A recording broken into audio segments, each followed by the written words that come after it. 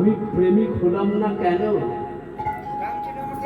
তিনি যদি সবাইকে প্রেম বিতরণ করলেন, তাহলে আমি কেন প্রেমিক হলাম না? কেন হলাম না জানেন? প্রেম আমি নিতে পারলাম না। ঠাকুর তা দিয়ে আপনি থলিটাকে ভর্তি করলেন। বাজারে প্রবেশ করে এবার আপনি মনের মতো একটা জিনিস দেখতে পেলেন, এবার তোমার পালা পড়েছে, এবার তো তোমায় নাচতে হবে। ভোগটার ফাঁক দিয়ে দেখতে দেখতে ভাবছে, ও মা, কত আনন্দের কথা দেখো। কৃষ্ণচন্দ্র নাচলেন, এখন আবার রাধা রানীও নাচলেন। বাবা বাবা বাবা, সুন্দর তাহলে আমি রাধার নাচ দেখতে পাবো। এইটা ভেবে ভোলানাথ নিজে যে গোপী সেজে আছে ভুলে গেল। নিজের গোপী সেজে থাকার কথাটা ভুলে গিয়ে রাধা নাচবে শুনে দুবাহু তুলে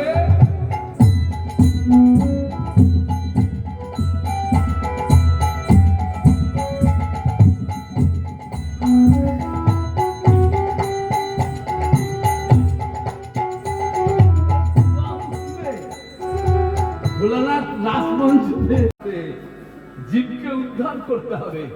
কলির জীবকে এভাবে চলবে না, তাদের উদ্ধারের পথ বার করতে হবে। প্রথম চিন্তা কে করেছিলেন? মহাপ্রভুর আগে, আমার গৌরহরির আগে এই চিন্তা করেছিলেন অদ্বৈতাচার্য। অদ্বৈত প্রভু, এই যে অদ্বৈত কে বলুন তো? অদ্বৈত কে?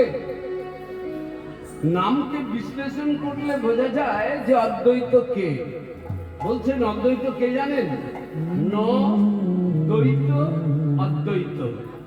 তুমি হবে অদ্বৈতাচার্য, নারদ শিবা। তুমি হবে অদ্বৈতাচার্য, নারদ শিবা। তুমি হবে অদ্বৈতাচার্য, নারদ শিবা। স্বয়ং ব্রহ্মা হবেন গিয়ে ভক্ত হরিদাস। স্বয়ং ব্রহ্মা হবেন গিয়ে ভক্ত হরিদাস।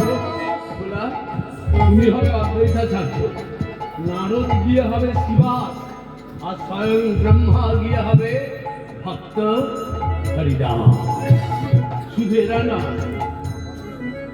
পিতানন্দ হবেন সেটায় মিশ্র পুরন্দর, মা যশোদা হবেন গিয়ে সতী কলেবর। বলাই দাদা নিতাই হবে জীবের দানে নাম বিলাবে। একে একে যাব সর্বজন, গিয়ে নদীয়া পুরে গৌরাঙ্গ মূরতি ধরে করব সেথায় গুপ্ত বৃন্দাবন। আমি তোমায় কথা দিলাম।